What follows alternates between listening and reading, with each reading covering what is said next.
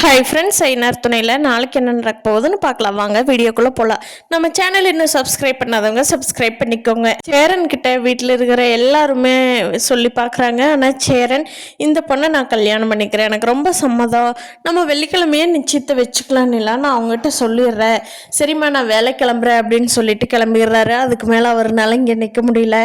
ஏன்னா அந்த கல்யாணத்தில் இவருக்கும் கூட விருப்பம் இல்லையே, தம்பிங்களுக்காக பண்ணுற கல்யாணங்கிறதுனால. சோழன், நிலா, பாண்டியன் எல்லாரும் சேர்ந்து பேசிட்டு இருக்காங்க. எனக்கு என்னவோ அண்ணனுக்கு இந்த கல்யாணத்தில் விருப்பம் இல்லையோன்னு தோணுது. எதனால் இவர் இப்படி சரின்னு சொல்லியிருக்காருன்னு ஒன்றும் புரிய மாட்டேங்குதே. கல்யாணம்னாலே அந்த அளவுக்கு பெருசாக ஈடுபாடு காட்டாதவர் இந்த பொண்ணை கல்யாணம் பண்ணியே ஆகணும்னு நினைக்கிறாரே. சரி பார்ப்போம், நம்ம அந்த பொண்ணு எங்கே என்னன்னு விசாரித்து அந்த பொண்ணை பற்றி விசாரித்து பார்க்குறேன், நான் அதை செய்கிறேன்டா பாண்டி அப்படின்னு சொல்லி சோழன் அந்த பொறுப்பு எடுத்துக்கிறாரு.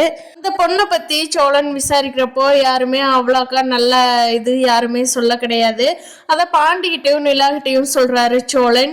சரி இருங்க, அண்ணன் எதனால் ஓகே பண்ணியிருக்காரு, அதனால் நம்ம பொறுமையாக பார்ப்போம், அவங்க வீட்டுக்கு போய் பார்த்துட்டு வர்றோம், நம்ம நிச்சயத்துக்கு முன்னாடியே உங்கள் வீட்டுக்கு ஒரு நாள் நாங்கள் வர்றோன்னு சொல்லி எல்லாரும் போகலாம் அப்படின்னு சொல்லி நிலா சொல்கிறாங்க. அந்த ஐடியா ஓகேங்க சூப்பர் அப்படின்னு சொல்லிட்டு சோழன் அந்த புரோக்கருக்கு ஃபோன் பண்ணி நாங்கள் இன்னைக்கு பொண்ணு வீட்டை பார்க்க வர்றோம், அதுக்கப்புறமா நிச்சயம் வச்சுக்கலாம் அப்படிங்கிறாங்க.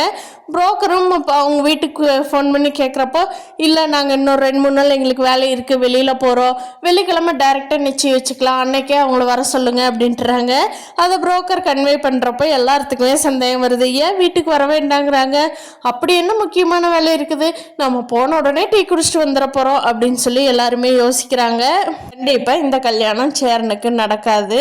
அதுக்கு என்ன ரீசன் சொல்லி இந்த கதையை கொண்டு போகிறாங்க அப்படிங்கிறத பார்ப்போம். சேரனுக்கு சந்தாவுக்கும் மேரேஜ் ஆகும் நினைக்கிறவங்க இந்த வீடியோவை லைக் பண்ணிக்கோங்க. நீங்கள் என்ன நினைக்கிறீங்கன்னு கீழே கமெண்ட் பண்ணுங்கள். தேங்க்யூ.